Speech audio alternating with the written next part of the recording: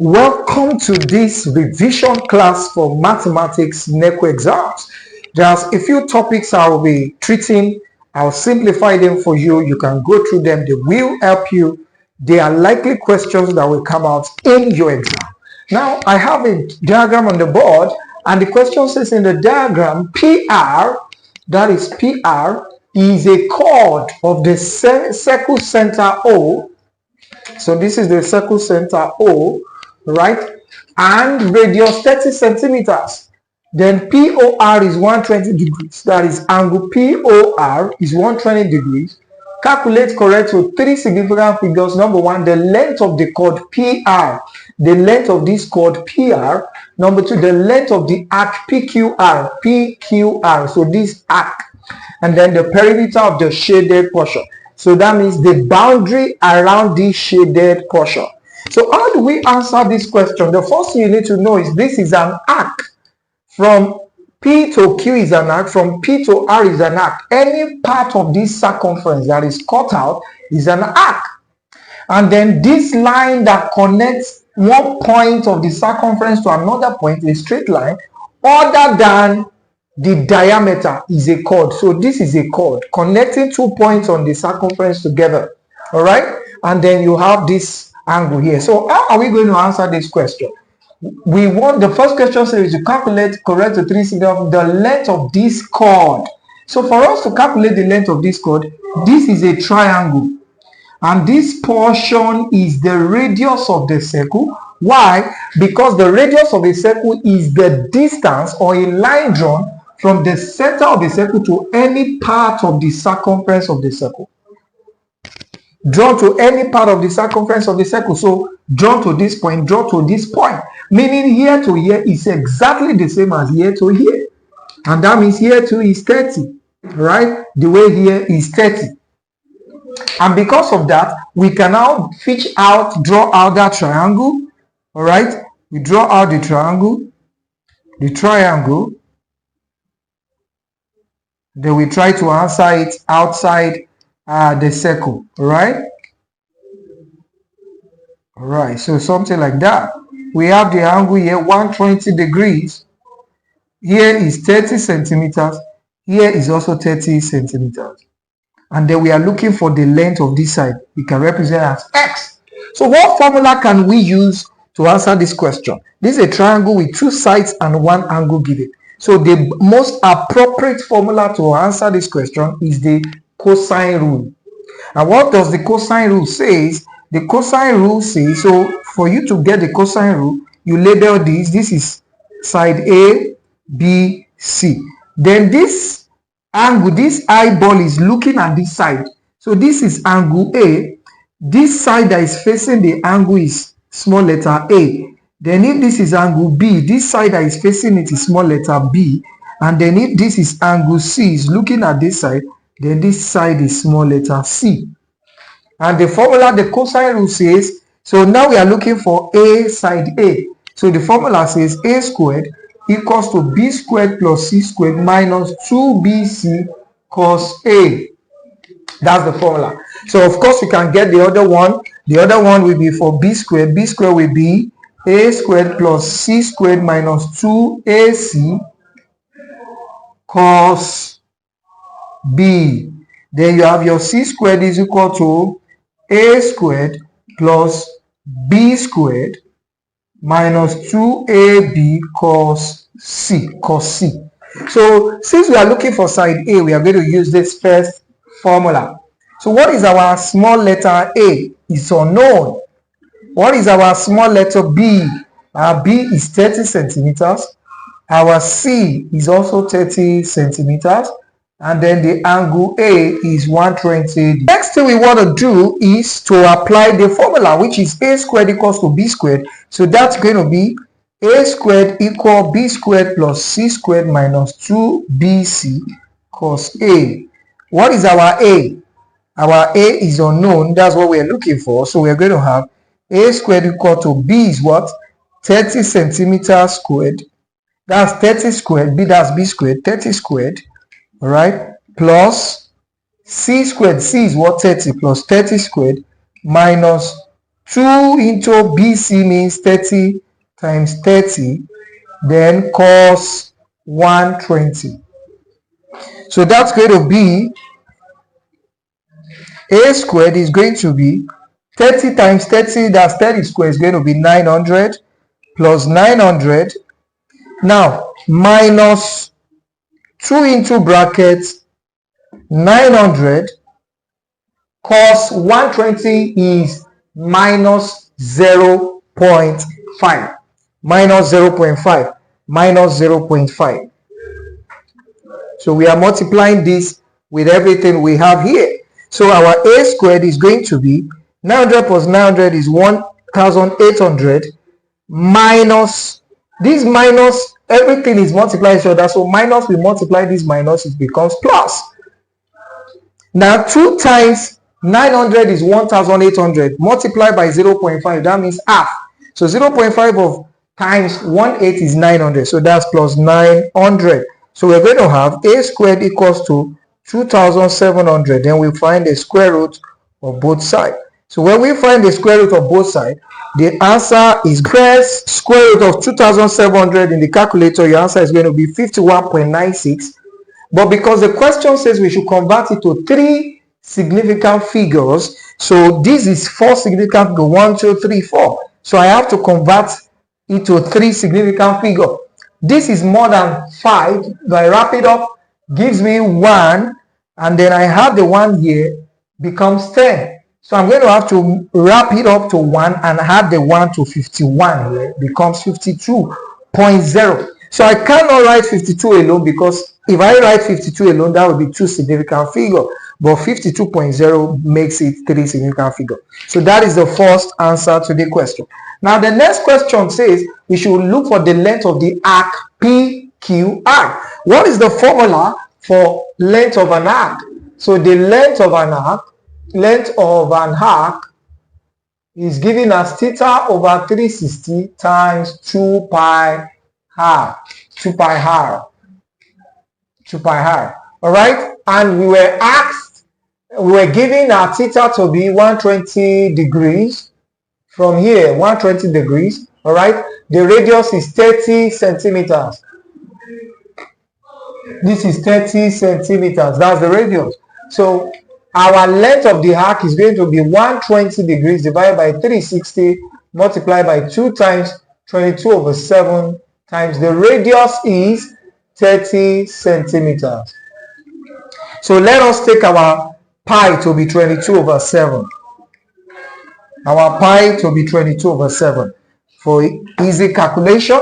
So if I divide this by this, it's going to give me 3. Then 3 in my 30, that is 10. So I have 2 times 22 is 44 times 10, 440 over 7.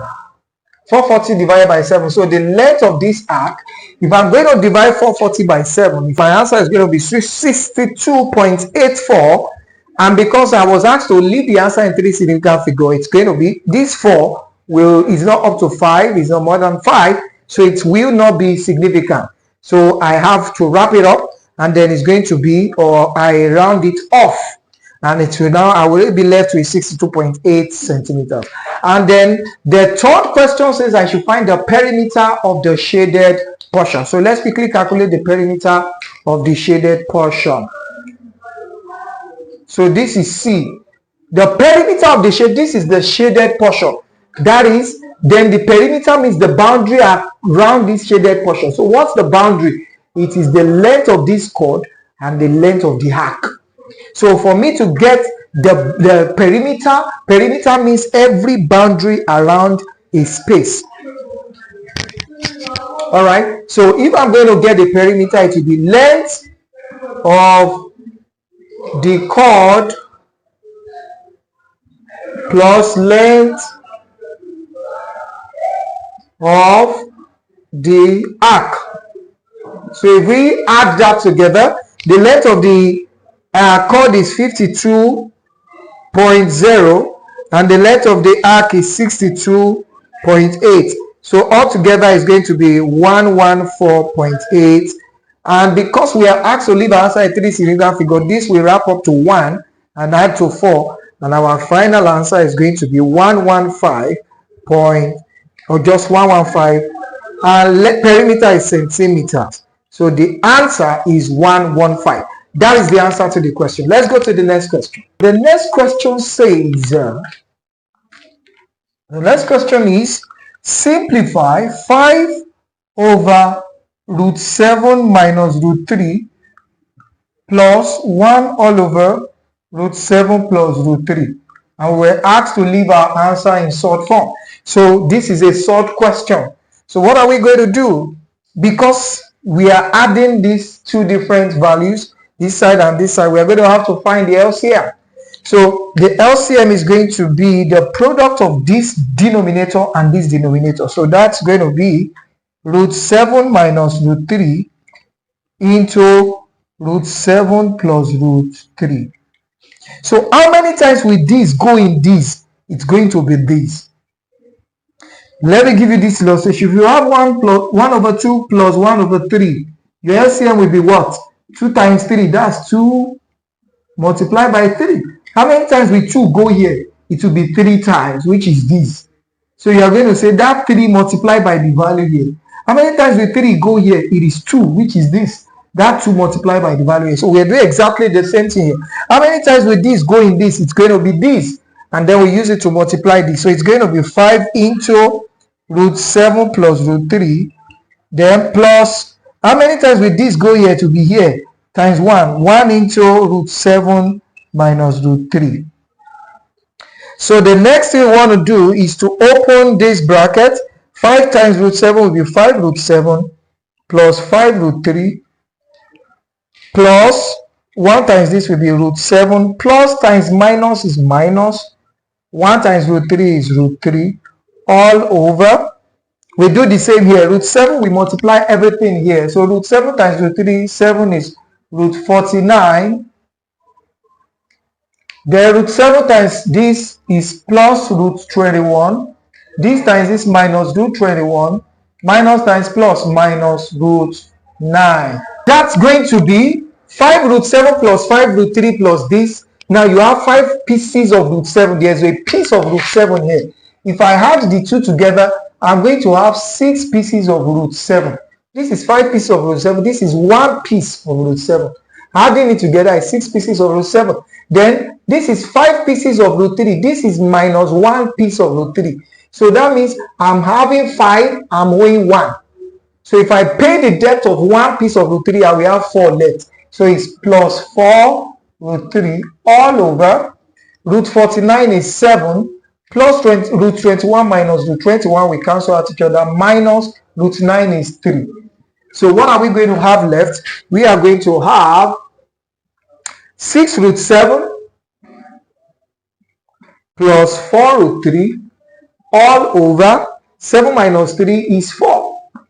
So can anything go here and here? Note, this value is not carrying a square root, so it can only divide values without the square root.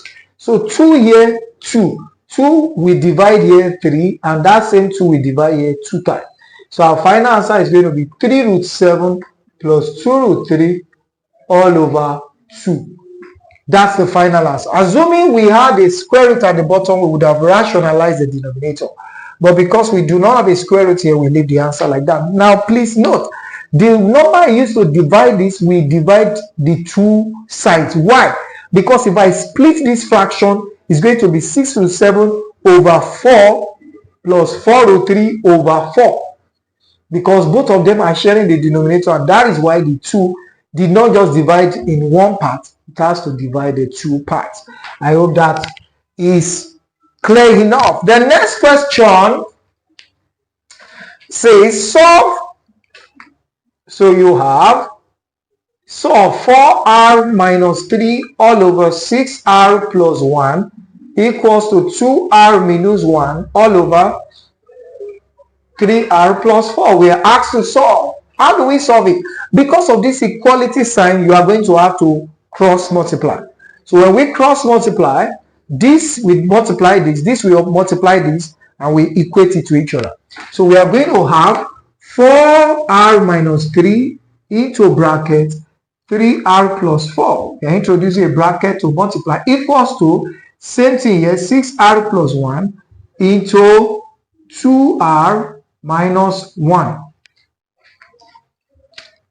So the next thing we want to do is to multiply or to open up the bracket. So if we open this bracket, 4r times 3r will be 12r squared plus this times this is 16r, this times this is minus 9r, minus times plus is minus 3 by 4 is 12, equal to, we do the same here, 6r times 2r will be 12r squared, 6r times minus will be minus 6r, plus 1 times 2r plus 2r, plus times minus minus 1 times 1, 1.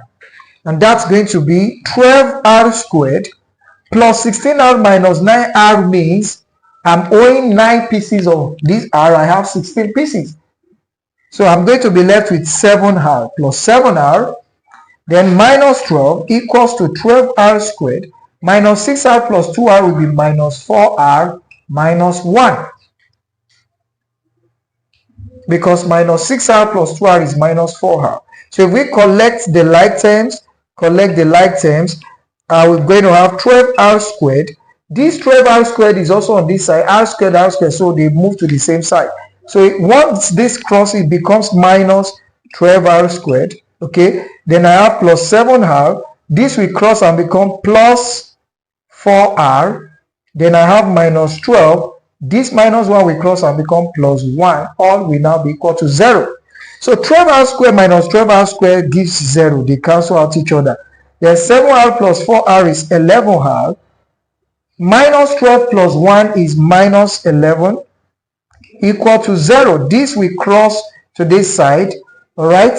When it crosses, I will have 11r equals to 11.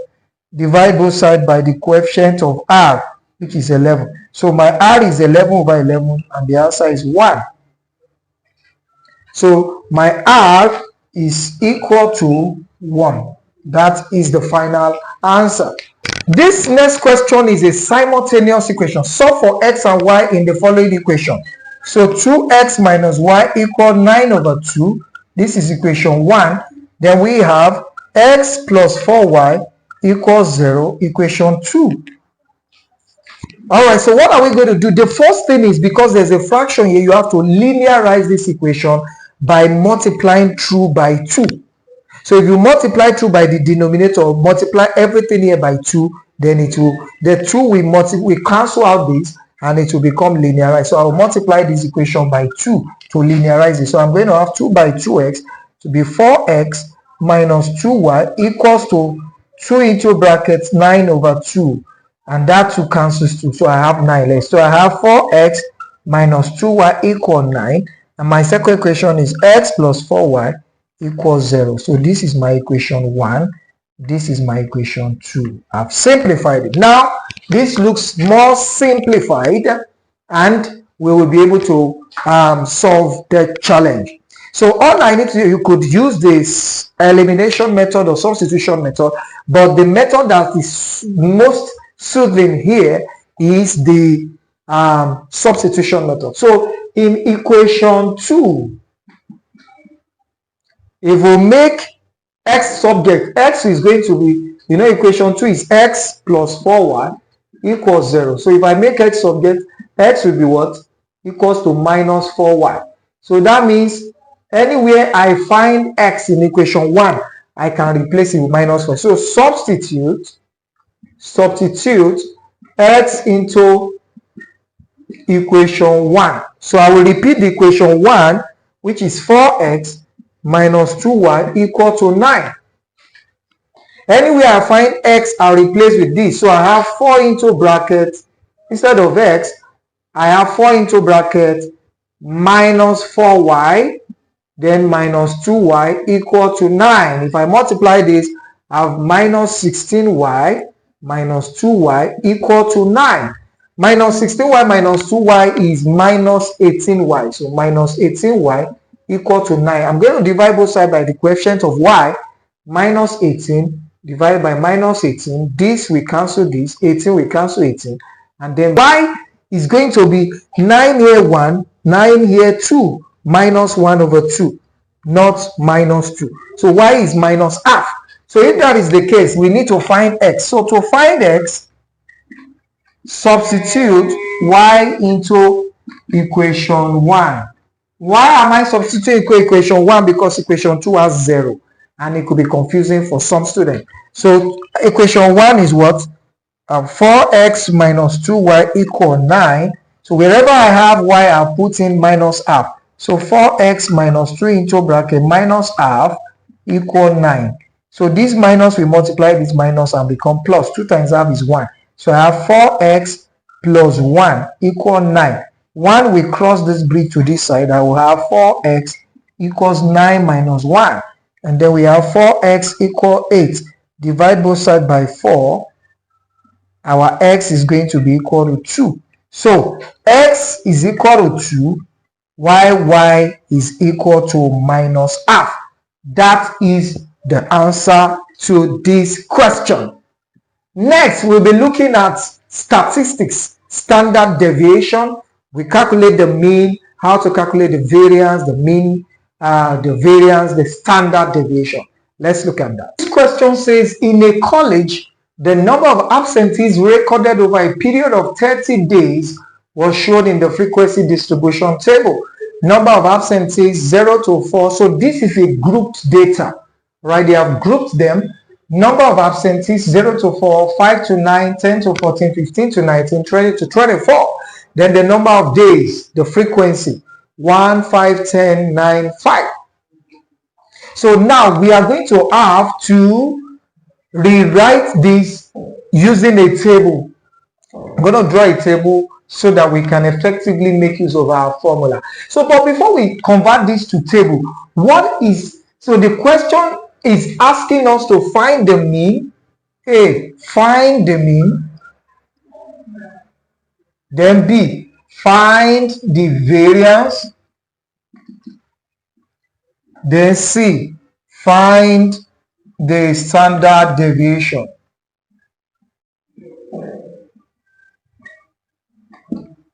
So what's the formula we are going to use? Let's quickly recall some formulas that we need. Our mean, which is x bar, is summation fx over summation f. Our standard deviation. Standard deviation is the square root of variance. And what's the formula for standard deviation? It is square root of summation f into x minus mean bar, or x bar squared, all over summation f. So all this formula that you have inside here, that is the variance. But the square root of the variance is the standard deviation. So that means our variance is going to be summation f into x minus mean squared over summation f. All right, so this is the formula for variance, this is the formula for standard deviation, formula for mean. So you can pause this video and try to go, this is a very simple formula, try to go over it, try to digest it, and then before we apply it to answer this question.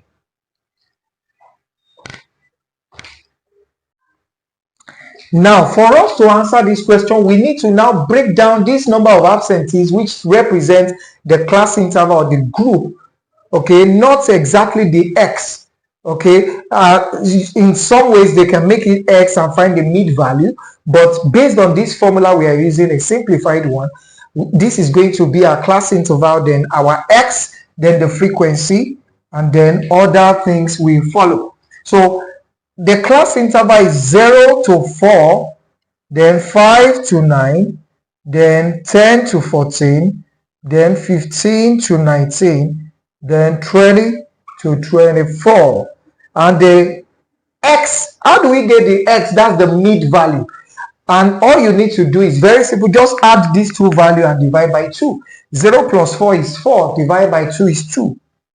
5 plus 9 is 14, divided by 2 is 7. 10 plus 14 is 24, divided by 2 is 12. 15 plus 19 is 34. 34 divided by 2 is 17. 20 plus 24 is 44 divided by 2 is 22. So that gives us our value of x. Now we are going to apply the number of days, which is the frequency. So we are going to have 1, 5, 10, 9 and 5. 9 and 5. That's the frequency, right? So once we have done that, the next thing we want to do is to find our fx, because we are going to need to find the mean, and the mean is summation of fx over summation f. So summation f means the sum of f. So let's get the total. 1 plus 5, that is 6. 16, 25 plus 5, 30. All right. So our fx means f times x. This times 2 times 1 is 2. 7 by 5 is 35. 10 by 12 is 120. 17 point times 9. 9 times 7 is 63. Remainder 6. 9 plus 6, 15. 153. Then 22 by is 110. Yes. So if we add everything together, which is the summation, because we need to find our mean. Our mean, the first question we have to find is the mean. And the formula is summation fx over summation f.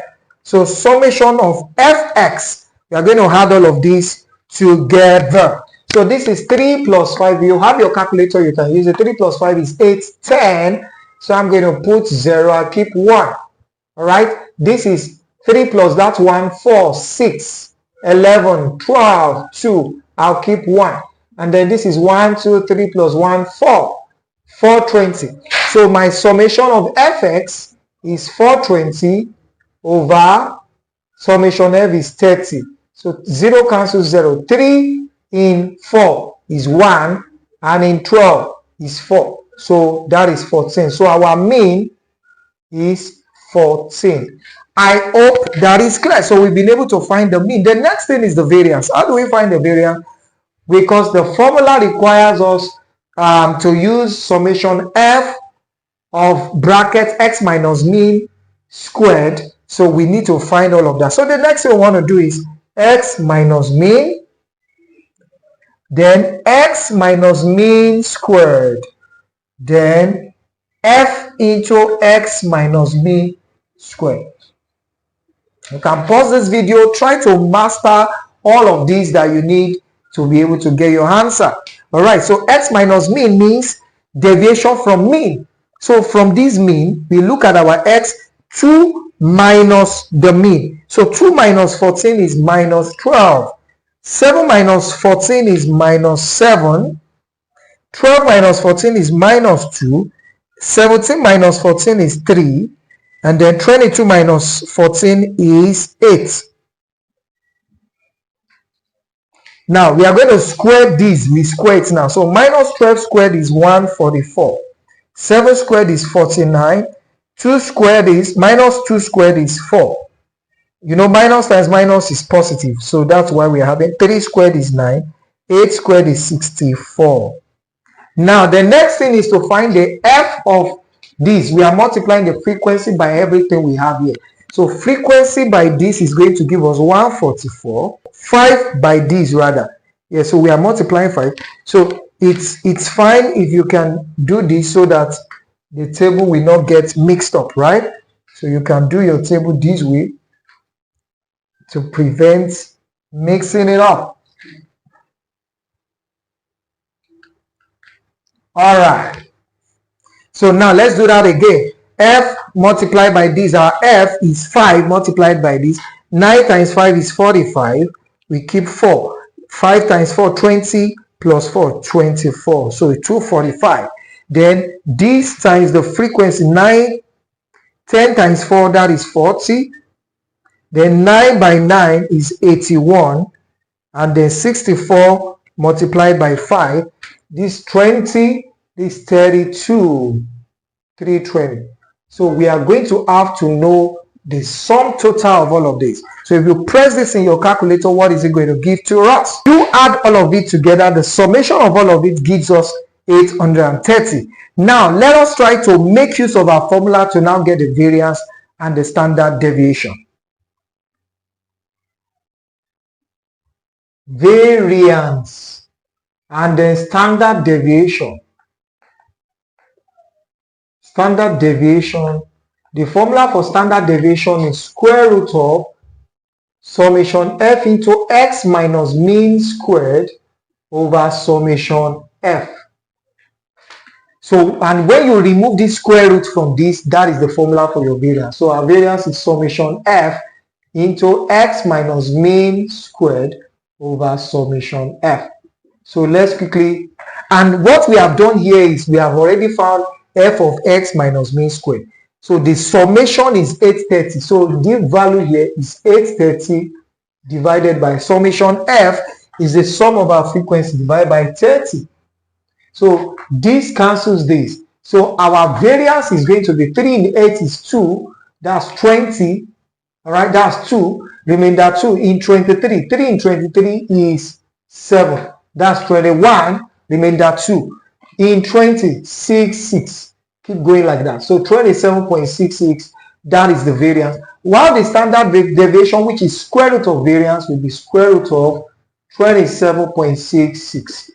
And if you punch your calculator, what is square root of 27.66? 5.26. 5.26. That is the standard deviation. And with that, we have been able to cover questions on algebra, on simultaneous equation, on circle geometry, on statistics, even on Surds. All right, so you can check up other videos. That I wouldn't like this video to be too long, so you can check up other videos I've done to see explanations to other topics so that you can do well in your exam. I wish you all the best. If you have not subscribed to this channel, do well to subscribe right now. Hit the subscribe button and share this video with your friends. If you got value, remember to drop your comments in the comment section. Thank you and see you in the next class. Bye for now and success in your exams.